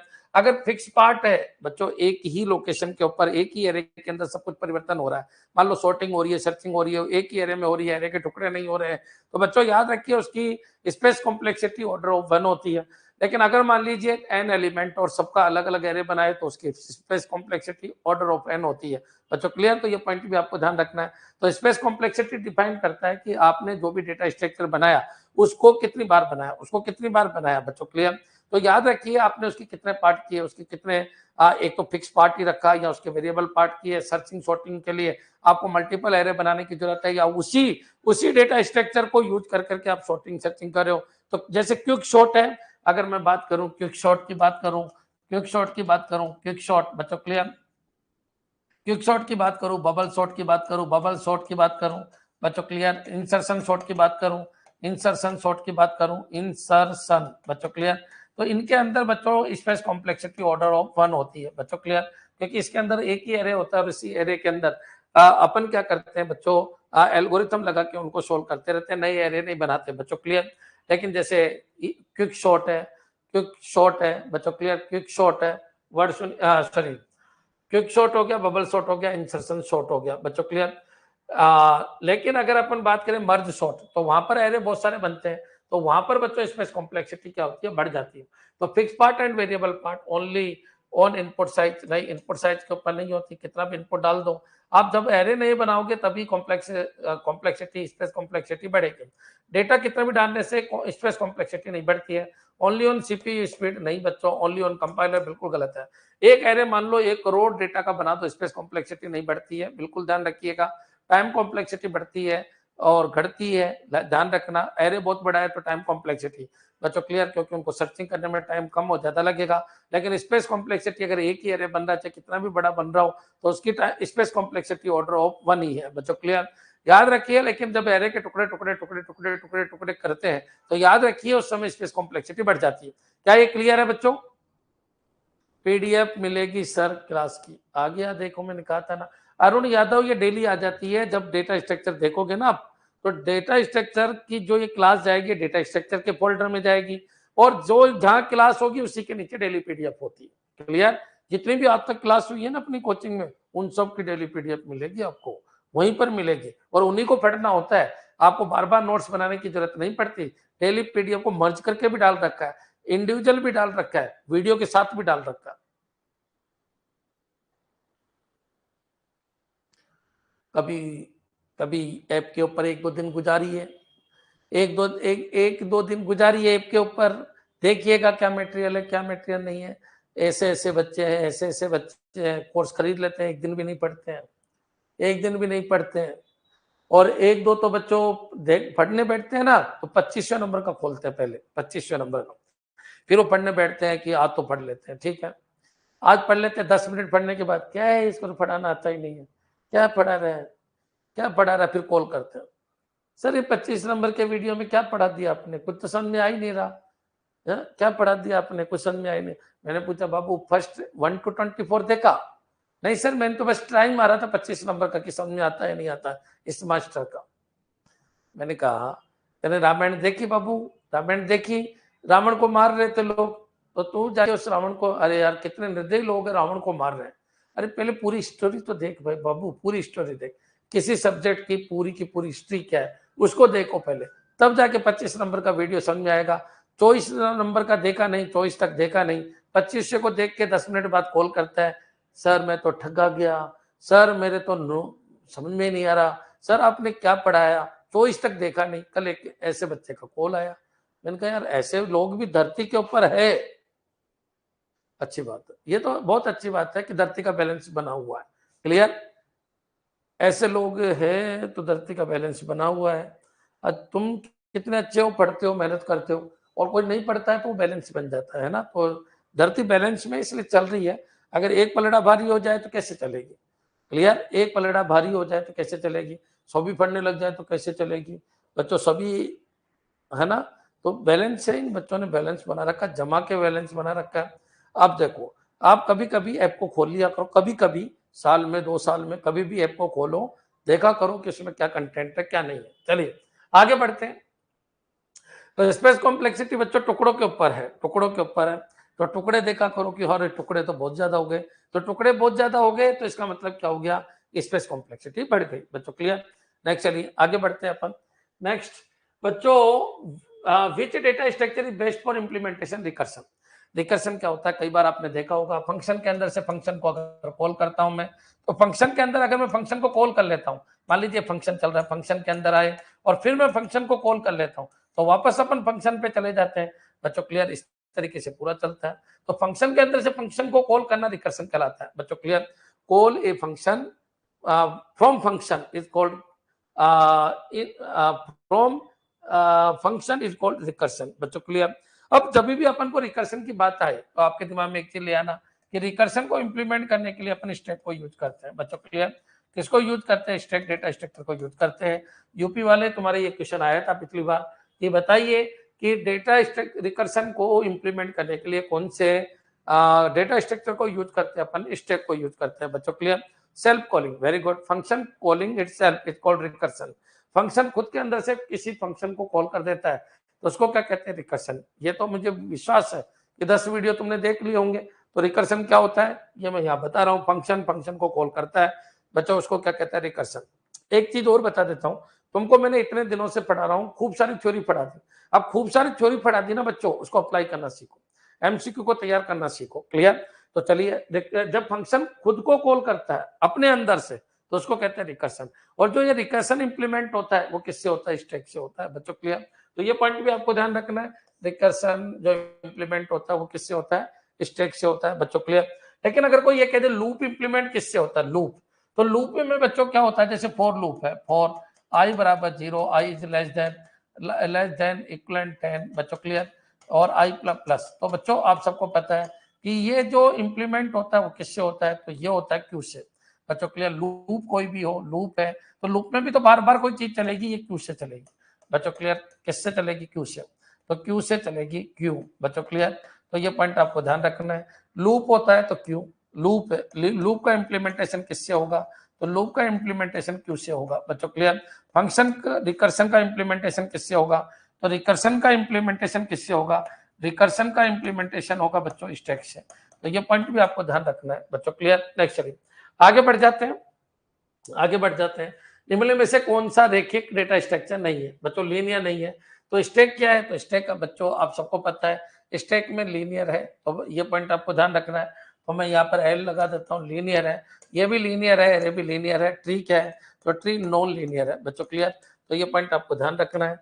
अब चलिए आगे बढ़ते हैं, थोड़ी सी स्पीड बढ़ाओ बच्चों, स्पीड कम रह गई। Which is not an example of ADT. अब एडीटी बच्चों क्यू जो है ना, क्यू आपने देखा होगा, क्यू है, स्टैक है, लिस्ट है, ये सब डिफाइंड होते हैं, लेकिन ग्राफ की कोडिंग पूरी की पूरी यूजर को करनी पड़ती है बच्चों। क्लियर? याद रखिए, लिस्ट है, क्यू है, स्टैक है, ये सब एडीटी है, एब्स्ट्रैक्ट डेटा टाइप है। ये आजकल जितने भी कंपाइलर आ रहे हैं उनके अंदर पहले से ही क्यू, स्टैक और लिस्ट की कोडिंग की हुई होती है, उनसे रिलेटेड फंक्शन पहले से डिफाइंड है। जैसे पाइथन है, मॉडर्न लैंग्वेज है, तो उनके अंदर ये पहले से ही डिफाइंड है बच्चों। क्लियर? तो याद रखिएगा, क्यू है, स्टैक है, लिस्ट है, ये सब क्या है, एडीटी है। लेकिन ग्राफ जो है, ग्राफ है, ट्री है, ये बच्चों एडीटी के अंदर नहीं आते। ये पॉइंट आपको ध्यान रखना है। क्लियर? चलिए आगे बढ़ते हैं। यहां तक भी क्लियर हो गया बच्चों? नेक्स्ट आगे बढ़ते हैं। विच data structure use in BFS? अब बीएफएस क्या होता है बच्चों? आप सबको पता है बीएफएस क्या होता है। तो बीएफएस का मतलब, जैसे मैं एक एग्जांपल लेता हूं, उससे आपको समझाता हूं। जैसे ये ए है, ये बी है, ये सी है बच्चों। क्लियर? ये क्या है, सी है, और ये चलिए डी है, और ये क्या है, ई है, और यहाँ पर क्या है बच्चों, एफ है। यहाँ पर मैंने लिख दिया क्या, एफ। क्लियर? चलिए ये ले लेता हूं मैं, एफ है। इस तरीके का मेरे पास डायग्राम है। तो इसके दो तरीके की सर्चिंग होती है। तो किसी भी ट्री की दो तरीके, ट्री ले लो, ग्राफ ले लो, कोई भी ले लो, तो ट्री और ग्राफ की दो जो सर्चिंग होती है वो कितने तरीके से होती है, दो। तो सर्चिंग हमेशा दो तरीके से होती है बच्चों। क्लियर? सर्चिंग दो तरीके से होती है। एक होती है बच्चों बीएफएस बच्चों। क्लियर? बीएफएस। और एक होती है बच्चों डीएफएस बच्चों। क्लियर? डीएफएस भी तीन तरीके की होती है। तो डीएफएस तीन तरीके की कौन सी होती है? तो प्री ऑर्डर, इन ऑर्डर बच्चों। क्लियर? तो एक तो होता है प्री ऑर्डर, एक होता है इन ऑर्डर, और एक होता है पोस्ट ऑर्डर बच्चों। क्लियर? तो ये तीन तरीके की ट्रेवर्सिंग होती है या सर्चिंग होती है। तो चलिए बीएफएस में क्या होता है? तो ब्रेथ मतलब ब्रेथ मतलब चौड़ाई के हिसाब से अपन को चलना है। तो बच्चों यहाँ पर देखिए, यहाँ पर क्या हो जाएगा, तो बीएफएस अगर मैं बनाऊं इसका, इस डायग्राम का अगर मैं बीएफएस बनाऊं, तो चलिए मैं इस डायग्राम के बहुत सारे डायग्राम बना देता हूं। एक तो बच्चों ये ए है, यहाँ पर क्या था, बी था, यहाँ पर क्या था, सी था, और यहाँ पर क्या था, डी था बच्चों। क्लियर? यहाँ पर क्या था, डी था, यहाँ पर क्या था, ई था बच्चों। क्लियर? और यहाँ पर क्या है बच्चों, ये एफ है। इधर का आइटम नहीं है, बाकी उधर का आइटम है। अब तो बच्चों जब मैं बीएफएस बनाता हूँ तो बीएफएस क्या होता है? तो सबसे पहले तो बीएफएस क्यू को यूज करता है। किसको यूज करता है? क्यू को बच्चों। क्लियर? बीएफएस क्यू को यूज करता है। ये रट लेना, कई बार आ चुका है। बीएफएस किसको यूज करता है? क्यू डेटा स्ट्रक्चर को यूज करता है। अब बच्चों इसमें क्या होता है, आपको जैसे जैसे अपन इधर जाएंगे, तो ए डाला अपन ने, ए डाला तो पहले कौन निकलेगा, ए ही निकलेगा बच्चों। क्लियर? तो पहले ए निकलेगा, फिर कौन कौन डाला, ऐसे ऐसे बी सी डाला, तो बच्चों बी और सी पहले निकलेगा, बी और सी ही पहले निकलेगा। फिर बच्चों अपन ने क्या डाला, डी ई एफ डाला, तो डी ई एफ डाला इस लेवल के, तो डी ई एफ ही निकलेगा, डी ई एफ ही निकलेगा बच्चों। क्लियर?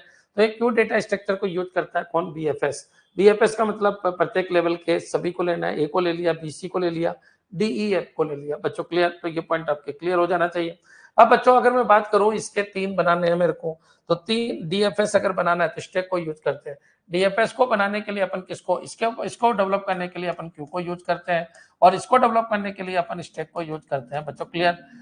स्टैक को यूज करते हैं। और ट्रेवर्सिंग कितने तरीके की है बच्चों? क्लियर? ये पॉइंट आपके समझ में आ जाना चाहिए। ट्रेवर्सिंग कितने तरीके की है? तो ट्रेवर्सिंग दो तरीके की है, बीएफएस और डीएफएस बच्चों। क्लियर? अब प्री अगर अपन करते हैं तो प्री में क्या होता है, तो प्री ऑर्डर ट्रिवर्सिंग बच्चों। क्लियर? तो ये आपको मैं अलग से खूब बड़ा टॉपिक आएगा। तो प्री और ये इन और पोस्ट, ये किसके लिए होता है? ये नोड के लिए होता है, यानी जो रूट नोड होता है उसके लिए होता है, तो रूट के लिए होता है बच्चों। क्लियर? तो रूट प्री होगा, पहले होगा यहाँ पर रूट जो होगा, रूट होगा वो इनमें होगा, या जो रूट होगा वो किस में होगा, पोस्ट में होगा। तो ये सब चीज आपके क्लियर है पहले से ही, लेकिन जिसने नहीं पढ़ा वो पढ़ लीजिए, टाइम है अभी तो क्लास स्टार्ट ही हुई है, तो आप एक बार पढ़ लीजिएगा। डी और एफ है बच्चों। क्लियर? डी और ई है, और इधर क्या है बच्चों, एफ है। तो मैंने आपको बताया था, इसका सिंपल सा तरीका था। इसमें स्टैक यूज करते हैं किसके अंदर, डीएफएस के अंदर, चाहे कोई सा भी डीएफएस हो। तो बच्चों अगर प्री ऑर्डर है तो अपन इस तरीके से भरते हैं, प्री में वो लगा देते हैं लाइन, और ये मैंने आपको याद करवा दिया था। अब प्री ऑर्डर है तो आप यहाँ से चलिए रूट से, रूट बच्चों। क्लियर? इस तरीके से इनको सबको पता है ये किस तरीके से बन रहा है बच्चों। क्लियर? ठीक है? तो प्री ऑर्डर में क्या आ जाएगा, A B D, A B D, A B D बच्चों। क्लियर? यहां से चलिए रूट से, तो ए बी डी बच्चों, फिर क्या होगा, ई बच्चों, ई होगा, फिर आपका क्या होगा, फिर गए तो सी होगा, फिर एफ होगा बच्चों। क्लियर? सी एफ फिर ए, तो ए से अपन खत्म हो गए। तो यहां से अपन को चलना था बच्चों, प्री ऑर्डर है तो। अब बच्चों अगर मान लो इन ऑर्डर है तो कैसे करते हैं, अब याद आ गया होगा कि गुरुजी हाँ याद आ रहा है, ये सब डीएफएस के टाइप है। तो मान लीजिए ए है, यहाँ पर क्या था, यहाँ पर आपका बी था, यहाँ पर आपका सी था, यहाँ पर आपका क्या था बच्चों, डी था, और यहाँ पर क्या था, ये ट्री की बात ही कर रहा हूँ मैं, यहाँ पर क्या था, ई था, और यहाँ पर क्या था बच्चों, एफ था। तो ये ट्रेवर्सिंग में से बहुत क्वेश्चन आते हैं, तो इनको साथ साथ निपटा, तो चलो हर क्वेश्चन का पोस्टमार्टम चल रहा है, इनको देखते जाइए। तो बच्चों इन ऑर्डर में बच्चों आप ऐसे लाइन खींच दो, ये इन हो गया, इन हो गया, ये सब, ये क्या हो गया, इन हो गया बच्चों, क्लियर, ये सब क्या है, इन हो गया। अब वापस वहीं से चलिए आप, तो वापस वहीं से चलते हैं, तो चलिए कैसे बनेगा बच्चों, यहाँ से जब अपन चल रहे हैं तो सबसे पहले डी को काटता है, तो डी को काटता है तो यहाँ पर डी आ जाएगा, फिर ये अंदर गया बच्चों, फिर बी को काटता है तो बी आ जाएगा, फिर ये बाहर आया बच्चों, फिर ई आ जाएगा, फिर ये ऐसे जा रहा है बच्चों, क्लियर, फिर ए आ जाएगा, फिर ये बच्चों ऐसे चलते चलते फिर सी आ जाएगा, फिर बच्चों ऐसे चलते एफ, एफ को काट देगा, और फिर बच्चों ऐसे जा रहा है बच्चों, क्लियर। तो ये डी बी ई ए सी एफ हो जाएगा। लेकिन पोस्ट करना है तो अपन पोस्ट भी इसका बना सकते हैं, तो पोस्ट कैसे बनाए वो भी आप देख लीजिए। पोस्ट बनाना है तो यहाँ पर क्या हो जाएगा, ए हो जाएगा, यहाँ पर क्या, ऐसे ही अपन ग्राफ के लिए करते हैं बच्चों, ग्राफ के लिए भी इसी तरीके से चलेगा, वो देखेंगे। अभी अपन ट्री के लिए देख लेते हैं, और केवल अपन को 2 वर्ड याद रह जाए उसका संघर्ष कर रहे हैं। 2 वर्ड क्या है कि भाई डीएफएस में तो अपन स्टैक यूज करते हैं, और बीएफएस में अपन क्यू यूज करते हैं, और रिकर्सन के लिए अपन स्टैक यूज करते हैं, और लूप के लिए अपन क्यू यूज करते हैं बच्चों, क्लियर। पोस्ट ऑर्डर है तो पोस्ट में अपन पोस्ट पेन पीछे की तरफ ऐसे लाइनें खींच देते हैं बच्चों, क्लियर। ये लीजिए, ये लाइन मैंने खींच दी। अब चलिए अपन यहाँ से चलते हैं आगे से, तो स्टार्ट करते हैं बच्चों यहाँ से। तो पहले कौन कटा, सबसे पहले डी कटा, तो डी आ गया, फिर इसके बाद आपका कुछ नहीं कटा, फिर ई कटा, फिर बच्चों ये अंदर गया, फिर बी कटा, फिर बच्चों ये यहाँ पर पहुंचा, फिर ये यहाँ पर एफ कटा, एफ कटा, फिर सी कटा, फिर ए कटा, तो डी ई ए कटा। तो ये 3 और 3 6, 3 और 3 6 और 3 और 3 6 बच्चों, क्लियर। याद रखना डीएफएस, अभी बस इतना याद रख लो, डीएफएस बनाने के लिए अपन स्टैक को यूज करते हैं, और बीएफएस बनाने के लिए अपन क्यू को यूज करते हैं, क्लियर। तो ये पॉइंट आपको ध्यान रखना है, स्टैक और क्यू यूज आता है ट्रेवर्सिंग के अंदर। क्या ये क्लियर है? एक बार कमेंट कर दो कि हाँ सर पूरा समझ में आ गया। ये हमारे कंप्यूटर टीचर में भी क्वेश्चन आया था, और हमारे तो बिल्कुल क्लियर था, हम तो पढ़ते हैं, मेहनत करते हैं, तो हमारे तो क्लियर था सर। सब रूटीन के लिए स्टैक यूज होता है, सब रूटीन, बिल्कुल जितने भी सब रूटीन है बच्चों उन सब के लिए क्या यूज होता है, स्टैक यूज होता है बच्चों, क्लियर। जितने भी सब रूटीन है, फंक्शन कॉलिंग है बच्चों, क्लियर, रिकर्सन है, उन सब के लिए स्टैक यूज होता है। उन सब के लिए क्या यूज होता है, स्टैक बच्चों, क्लियर। तो ये पॉइंट आपके समझ में आ गया होगा। जितने भी सब रूटीन है, function function function function function, stack है ना, लूप, उनके लिए क्यू बच्चों, क्लियर। बीएफएस तो क्यू, डीएफएस तो डीएफएस के लिए क्या, स्टैक, क्लियर। लाइट गई, ठीक है बच्चों। 1-2 क्वेश्चन और देख लेते हैं। डीएफएस में कौन सा डेटा स्ट्रक्चर यूज होता है, तो डीएफएस में स्टैक यूज होता है, अभी जस्ट बताया था। नेक्स्ट चलिए, कौन सा डीएस स्थिर समय में रैंडम एक्सेस देता है। अब रैंडम एक्सेस क्या होता है, तो एक बार बताइए, लिंक लिस्ट में जब अपन एक्सेस करते हैं, तो मैंने खूब पढ़ाया था, डेटा स्ट्रक्चर में भी आपको पढ़ाया था। जैसे मान लो लिंक लिस्ट है, थोड़ी देर के लिए लिंक लिस्ट है, तो लिंक लिस्ट में बच्चों सबको पता है लिंक लिस्ट कैसे बनती है। तो मान लीजिए एक लिंक लिस्ट है इस तरीके की, तो लिंक लिस्ट अगर मैं बनाता हूँ, तो बच्चों ये इससे नोड इस तरीके से पूरा होता है, तो ये लिंक लिस्ट है अपनी। अगर मान लो मेरे को यहाँ पर पहुंचना है, इसके ऊपर पहुंचना है बच्चों, क्लियर, इसके ऊपर पहुंचना है, तो बच्चों मेरे को स्टार्टिंग से जाना होगा, तो ये रैंडम एक्सेस नहीं है, तो लिंक लिस्ट तो रैंडम एक्सेस नहीं है। अगर मेरे को स्टैक में भी जाना है, तो स्टैक में बच्चों कैसे जाऊंगा, तो स्टैक में भी बच्चों ऐसे जुड़ा हुआ होता है, तो मेरे को यहीं से स्टार्ट करना होगा, और ऐसे ऐसे ऊपर की तरफ जाना है, तो ये भी रैंडम एक्सेस नहीं है। और क्यू के अंदर जाना है, तो बच्चों वही जहां तक भरा हुआ है, मान लीजिए आप यहाँ पर हो, तो यहाँ इससे अपन को ऊपर जाना है, तो ये भी रैंडम एक्सेस नहीं है। लेकिन एरे में ऐसा नहीं है, एरे रैंडम एक्सेस है बच्चों। रैंडम के अंदर होता क्या है, एरे की यही तो गुण है जिसकी वजह से एरे फेमस हुआ बच्चों। एरे में इसका नाम A0 है, इसका नाम A1 है, इसका नाम A2 है बच्चों, क्लियर। अगर यहाँ 5 है, तो अगर अपन रैंडम एक्सेस करना चाहिए, प्रिंट है %d बच्चों, क्लियर, और A2, तो बच्चों आप सबको पता है यहाँ पर वैल्यू क्या आ जाएगी, 5, ये रैंडम एक्सेस है बच्चों, क्लियर। इसके लिए आपको स्टार्टिंग से चलने की जरूरत नहीं है। हाँ, याद रखना बच्चों, एरे जो होता है उसको रैंडमली एक्सेस कर सकते हैं। ये A2 की वैल्यू चाहिए तो क्या आ जाएगी, 5 आ जाएगी बच्चों, क्लियर। तो ये पॉइंट भी आपके दिमाग में आ जाना चाहिए। लेकिन क्यों में ऐसा नहीं है बच्चों, अगर मेरे को ये चाहिए तो पहले मेरे को इनको निकालना पड़ेगा बच्चों, क्लियर, तब ये आएगा। अच्छा, मेरे को ये चाहिए तो पहले मेरे को ये और ये बाहर निकालना पड़ेगा। लेकिन यहाँ ऐसा नहीं है कि इनको बाहर निकालना पड़ेगा बच्चों, क्लियर। अगर मेरे को ये चाहिए तो मेरे को यहीं से चलना पड़ेगा। तो ये क्या है, ये लीनियर सर्च के अंदर आता है बच्चों, क्लियर।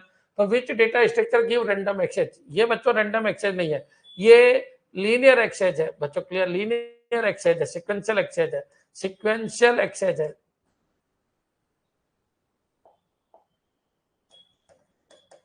सीक्वेंशियल एक्सेस है बच्चों, क्लियर। सीक्वेंशियल मतलब स्टार्टिंग से ही एक्सेस होगा, ये भी सीक्वेंशियल एक्सेस है, सीरियल एक्सेस है बच्चों, क्लियर, सीरियल एक्सेस है, ये भी सीरियल एक्सेस है या सीक्वेंशियल एक्सेस है।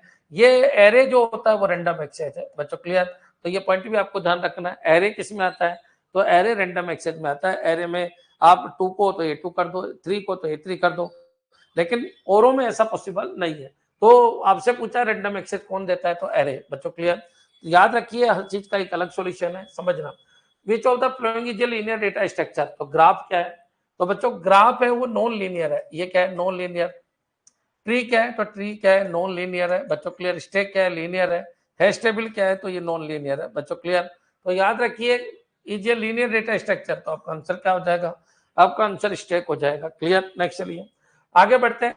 Array and link list are example of, तो एरे और लिंक लिस्ट में बच्चों एक प्रीडिसेसर और एक सक्सेसर होता है, तो ये किसके एग्जांपल है, ये किसके एग्जांपल है, तो याद रखिएगा ये प्रिमिटिव, प्रिमिटिव तो बिल्कुल नहीं है। नॉन प्रिमिटिव डेटा स्ट्रक्चर बिल्कुल सही है बच्चों, क्लियर। लीनियर डेटा स्ट्रक्चर ये भी बिल्कुल सही है। नॉन लीनियर डेटा स्ट्रक्चर तो ये बिल्कुल गलत है, तो इसका आंसर आएगा बी एंड सी बच्चों, क्लियर। तो ये पॉइंट आपको ध्यान रखना है, इसमें बी एंड सी दोनों सही है। तो एरे और लिंक लिस्ट नॉन प्रिमिटिव है, क्योंकि छोटे छोटे जैसे इंटीजर एरे तो इंटीजर से मिलकर बना है, इसलिए नॉन प्रिमिटिव है। और बच्चों याद रखिए एक का लिंक दूसरे से ही होता है, दो दो तीन तीन से नहीं होता बच्चों, क्लियर। एक प्रेडिसेसर एक सक्सेसर के कंसेप्ट पे बने, इसलिए वो क्या कहलाता है, लीनियर डेटा स्ट्रक्चर भी कहलाता है। तो B and C both are correct बच्चों, क्लियर। नेक्स्ट चलिए याद रखना कई बार ऐसे क्वेश्चन आ जाते हैं फिर वो बोनस में जाते हैं, लेकिन कोई बात नहीं, B and C both are correct. Next, which of the following is a dynamic data structure, बच्चों एरे जो होता है वो स्टैटिक होता है बच्चों, लिंक लिस्ट जो होता है वो क्या होता है, डायनेमिक होता है बच्चों, क्लियर। अच्छा, लिंक लिस्ट बनाया इसलिए गया है ताकि कंपाइल टाइम के ऊपर आपको साइज देने की जरूरत नहीं है, जितने नोड आते जाएंगे जितना बन गया उससे आगे जुड़ते जाएंगे। मैट्रिक्स बच्चों एरे का ही रूप है, 2D मैट्रिक्स, 2D एरे कहते हैं इसको, 2D एरे कहते हैं। एरे कोई भी हो बच्चों वो स्टैटिक ही होता है बच्चों, क्लियर। स्ट्रिंग भी क्या है बच्चों, कैरेक्टर एरे कहलाता है। तो स्ट्रिंग भी बच्चों अपन को डिफाइन करते वक्त ही बताना होता है, कैरेक्टर एरे को क्या कहते हैं अपन, स्ट्रिंग कहते हैं। तो बच्चों स्ट्रिंग की भी साइज अपन को बताना होता है। तो जहां पर भी आपका एरे आए, चाहे 2D आए चाहे 3D आए, चाहे बच्चों करेक्टर एरे आए चाहे एरे आए, वो क्या है, स्टैटिक। तो ये याद रखिए ये स्टैटिक है बच्चों, क्लियर। मैट्रिक्स किसको कहते हैं, 2D एरे को, ये भी आपका स्टैटिक है। स्ट्रिंग किसको कहते हैं, करेक्टर एरे को, ये भी आपका स्टैटिक है, क्योंकि इनकी साइज आपको कंपाइल टाइम के ऊपर ही देनी पड़ती है। लिंक लिस्ट बच्चों क्या होता है, डायनेमिक होती है बच्चों, क्लियर। यहां तक अगर आपके समझ में आ गया तो बताइए, क्या ये 1 घंटे की क्लास आपके बिल्कुल क्लियर है, क्या आपके बहुत सारे क्वेश्चन जो मैंने बताए वो क्लियर है। एक दिन में तो खत्म नहीं होगा टाइप ऑफ, क्योंकि काफी बड़ा है, काफी बड़ा है, लेकिन रोज के मैं आपको 25-25-33 क्वेश्चन कराऊंगा, क्लियर। अच्छा, क्लास का टाइमिंग क्या है, अब देखो क्लास का टाइमिंग, कल मेरी ऑफिस की छुट्टी है, तो बताओ कब लूं मैं, बताइए।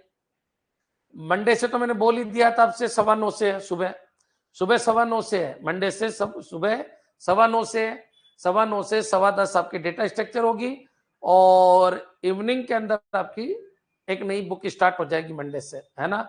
या फिर उसके एमसीक्यू करा देंगे किसके, डिजिटल के। कल तो यही रहने थे, कल तो यही रहने देते हैं ना, कल तो यही रहने देते हैं, क्योंकि और बच्चे डिस्टर्ब हो जाएंगे। मंडे से आपको ध्यान रखना है, कल तो यही रहने देते हैं, क्योंकि कल तो मेरी छुट्टी है ऑफिस की। कल बाबू रहने दो, ये मॉर्निंग कर लेंगे, है ना बाबू, समझा करो बाबू, कल और बच्चे डिस्टर्ब हो जाएंगे। अर्ली मॉर्निंग थोड़े दिनों में कर देंगे, है ना, जब एक थोड़ा सा सुबह 6 बजे से प्लान है, लेकिन अभी वो प्लान ही है ना, मेरी नींद नहीं खुलती सुबह 6 बजे, तो मैं थोड़ी कोशिश करूंगा जगने की। नहीं तो मॉर्निंग तो मंडे से बोला था ना मैंने भाई, मंडे से मॉर्निंग में देखो टाइमिंग क्या रहेगा अपना, कल तो यही रहेगा अपना जो चल रहा है, ताकि आप कंफ्यूज मत रहना। मॉर्निंग का टाइम अपने मंडे से मंडे से 9:15 पे मैं स्टार्ट कर दूंगा आपकी क्लास, 10:15 है ना, 10:15। और जीके आपकी कितने बजे है, ये क्या है, डेटा स्ट्रक्चर, जीके कितने बजे है, तो 1 बजे के आसपास है, वो 1:15 तक स्टार्ट हो ही जाती है। 1 बजे ही मान के चलो मैडम आ जाते हैं टाइम पे, मैं ही आलसी हूँ। और डिस्क्रिट मैथ आपकी शाम को चली रही है 6:15 से, क्लियर, 7:15 ये आपका टाइम है ही बच्चों, ठीक है। तो ये मंडे से है, ये मंडे से है। अभी सुबह एक बैच आ रहा है तो कल भी आ सकता है क्योंकि उनके क्वेश्चन आंसर चल रहे हैं अभी। हाँ, जीके की क्लास का टाइम मंडे से चेंज करा, मंडे क्या 2-3 दिन में चेंज करा देंगे आपको, क्योंकि मैडम का बैच रहता है 11 से 1। अब देखो, एक मिनट सुनो, मैडम बहुत अच्छा जीके पढ़ाते हैं, ये ध्यान रखना।